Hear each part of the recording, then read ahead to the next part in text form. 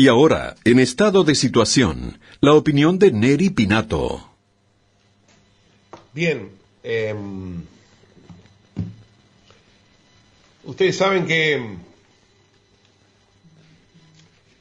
en la década de los 60 nuestro país vivió, bueno, mucho más que episodios, fue prácticamente un continuado de violencia generalizada.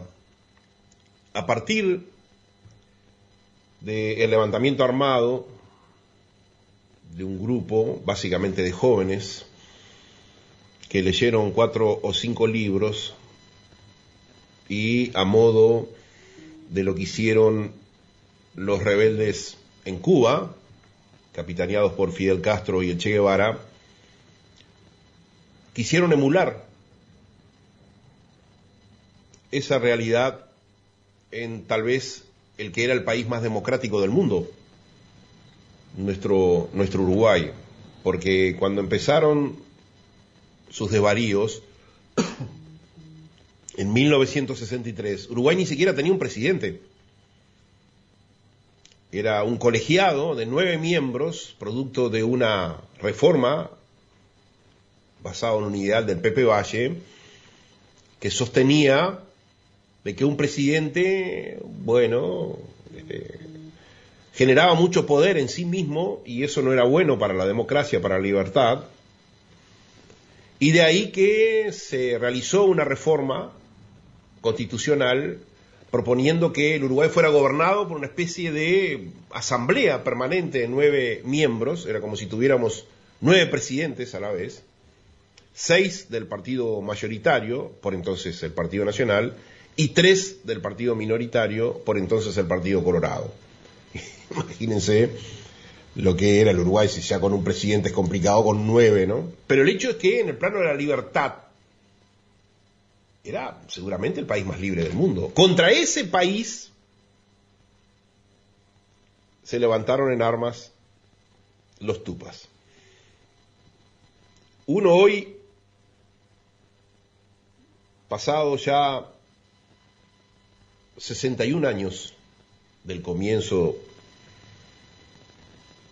de esa barbarie, uno se pregunta, ¿para qué tanta locura? Tanta violencia, tantas familias sin padres ni hijos y un país dividido y desbarrancado en sus mejores tradiciones democráticas. Yo me pregunto si alguno de los que aún quedan vivos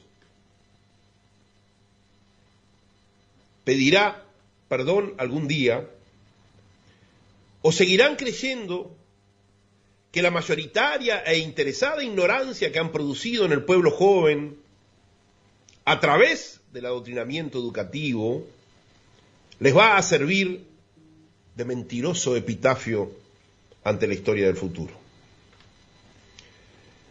Lo que parece tan obvio que hasta cuesta creer que transcurridos casi 40 años, el año que viene se van a cumplir 40 años,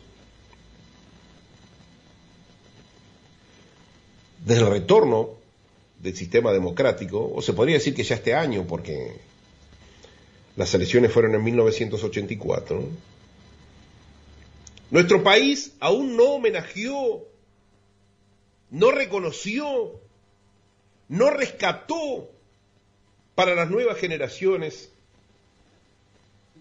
a las decenas de compatriotas que escribieron con su propia sangre páginas de heroísmo y gloria de nuestra historia reciente y que tanto nos marca a este presente. Algunos en cumplimiento del deber, como los policías y soldados de la patria.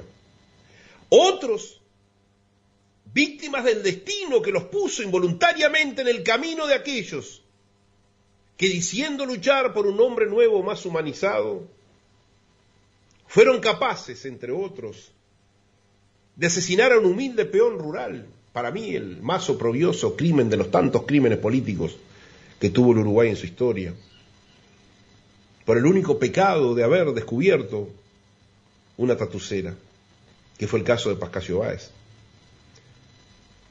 A un padre que festejaba el nacimiento de su primer hijo en Pando, a dos humildes limpiadoras,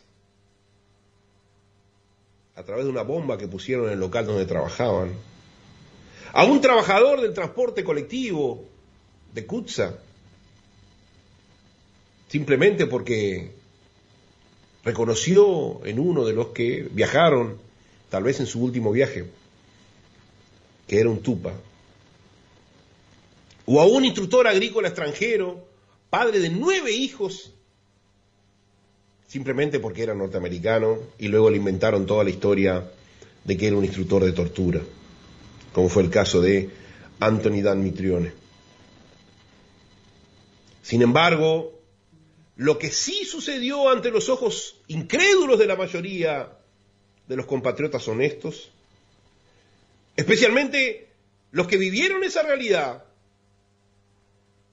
fue que la democracia, atentada durante casi una década por estos sediciosos, homenajeó a los que se levantaron en armas contra ella. Increíble, pero cierto. Memoriales, monumentos, placas de la memoria. Y hablando de esto de placas de la memoria, hay un mandato del Codicen para colocar una placa de la memoria, siempre rescatando una de las partes de la guerra. En un local de la UTU, y mi querido buen amigo, el ingeniero Juan Pereira, sostuvo que si esa placa se coloca, él renuncia a su condición de director general de UTU. ¿Quién apoyó públicamente a Juan Pereira del gobierno en esto? Nadie. Nadie. No ha habido una sola voz política, gubernamental, de todos los partidos, de los 5 partidos que integran la coalición, ni una salió a apoyar esta valiente definición del ingeniero Juan Pereira. Así es muy difícil. Así es muy difícil. Pero junto con esos memoriales, con esos monumentos, con esas placas, la creación de falsos relatos que tanto pudrieron la cabeza de nuestros jóvenes. Y dinero, mucho dinero pago por el mismo pueblo uruguayo para resarcir a los que se levantaron en armas contra el pueblo. No solamente asesinaron a casi 50 compatriotas y cometieron más de 70 secuestros extorsivos, sino que terminaron con el Uruguay tradicional para siempre, terminaron con la democracia y hasta pusieron en riesgo la soberanía del país. Cuando, insisto, mataron a ese norteamericano, padre de 9 hijos, secuestraron a Geoffrey Jackson, el embajador británico, secuestraron a Aloysio Díaz Gomide, el cónsul brasileño, poniendo en riesgo la soberanía del país. Diría que todo esto es entendible, que esta falta de reconocimiento y que estos enormes privilegios que se le dieron a aquellos que perdieron la batalla de las armas, pero ganaron claramente la batalla de la comunicación en los 15 años que gobernó el Frente Amplio. Pero, ¿y en los más de 20 años que gobernaron los partidos tradicionales? ¿Qué pasó? Nada. No hubo un solo reconocimiento oficial a las decenas de víctimas que dejó el levantamiento sedicioso. O perdón, hubo uno, sí, el de Pascasio Báez, a partir de una gran lucha de conocimiento del pueblo y concientización que dimos nosotros, y que mucho nos ayudó su nieto político, Walter Pedroso. Simplemente como un paréntesis, ¿no? Hasta logramos con el ministro de Transporte y Obras Públicas, José Luis Falero, que se cediera un espacio de la Ruta 9 frente a la estancia Espartaco, donde lo mataron con una inyección de pentotal. para que le hicieran un monolito que recordara para siempre el martirologio de Pascasio Báez. Increíblemente, la comisión que organizó ese acto ni siquiera nos invitó. Pero está bien, no damos nuestras peleas para tener reconocimientos públicos.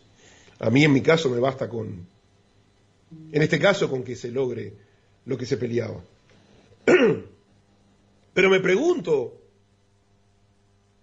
¿por qué los políticos de los partidos fundacionales, que en gran medida deben su existencia como tales al martirologio de esos compatriotas, jamás los reconocieron? A no ser alguna excepción que confirma esa muy llamativa regla. ¿Por qué jamás llevaron adelante, entre tantos actos de autoglorificación que tanto gustan nuestros políticos, alguno, por lo menos, recordatorio, que no reparatorio? ¿Por qué? Hoy, en el Uruguay de hoy, en donde no existe un lugar en el que rendirles tributo a esos compatriotas heroicos, se puede decir que se les rinde tributo en todas partes con la libertad y la democracia. Sin embargo, creo que es buena cosa que existan lugares en el que las nuevas generaciones conozcan sus nombres y a partir de ellos se cuenten sus historias de vida de gente común y corriente que, cumpliendo con su deber patriótico o por una mueca cruel del destino, ofrendaron su vida por el Uruguay tradicional. Hoy hay en nuestro país una historia que tiene su puerta muy cerrada en defensa de esos privilegios, que no son privilegios de reconocimiento histórico, son básicamente privilegios económicos. Pero hay otra historia que junta voluntades para abrirla. Y el otro día quedó claro en el acto del 19 de abril en la Plaza de la Bandera. Y mientras se pesan en balanzas muy distintas, la verdad espera que llegue de una vez por todas su hora de justicia. Porque creo que es hora ya que dejemos de una vez por todas de seguir arando el porvenir de nuestros gurises con los viejos bueyes del pasado. Es hora ya de nuevos liderazgos que en vez de comprometerse con sus intereses corporativos y familiares, se comprometan con las nuevas generaciones, que son el futuro de la patria. ¿Qué país le estamos legando a nuestros hijos? En el Uruguay de hoy, prácticamente todas las profesiones se han vuelto de riesgo. Hoy ser omnibusero, ser taxista, ser farmacéutico, ser almacenero, ser repartidor, ser vendedor, ser cobrador, ser kiosquero, ser cajero de restaurantes y autoservice y tantas otras profesiones con las que nuestros compatriotas se ganaban siempre y se ganan honestamente la vida, en realidad les puede terminar haciéndoles perder la vida. Hoy, en el Uruguay de hoy, cada día al despedirnos de nuestros hijos, de nuestros padres, de nuestros amigos, de nuestra esposa, para irnos a trabajar, para irnos a estudiar o simplemente para irnos a pasear, puede terminar siendo el último día de nuestra vida. Somos nuestras generaciones hijos de la violencia. Ayer de la violencia política e ideológica y hoy de la violencia social. Pero podemos ser, y esta es mi apelación, podemos ser los padres de la paz. Y es en nombre de ese gran compromiso con el porvenir que apelo a nuestro presidente, que le hago un llamado a nuestro presidente, que tiene el poder de actuar en ambas causas. La violencia política del pasado que aún nos condena y la violencia social que nos mata todos los días. Señor presidente, libere ya a los prisioneros políticos y por lo menos dé alguna mínima situación de equidad entre los bandos que se enfrentaron en los 60 y los 70. Y saque de una vez por todas a los militares a dar la pelea por nuestra seguridad. Porque ¿acaso hay algo más sagrado en la defensa de una sociedad que es la vida de sus integrantes, señor presidente? ¿Acaso hay algo más sagrado? Pero además lo conmito a cumplir con el artículo 77 de la Constitución, el artículo 7 de la Constitución, que dice claramente que el Estado este que usted preside y que es el primus inter pares entre todos nosotros, es el responsable de proteger la vida y los bienes de los habitantes de la República Oriental del Uruguay. Porque, señor presidente, nunca habrá paz mientras la política intervenga en la justicia y la haga una herramienta de venganza. Así como la humanidad hace miles de años atrás creó la justicia para terminar con la venganza, acá en Uruguay hemos retrocedido miles de años porque nuestra justicia se transformó en una herramienta de venganza. Y usted tiene el poder para terminar con esto. Tenga usted claro, señor presidente, que en mi caso, bendita sea la paz que acompañará siempre mis actos. Pero tenga usted también claro que bendita será mi lucha si los uruguayos no podemos vivir en paz. Soy Neri Pinato y esto es Estado de Situación.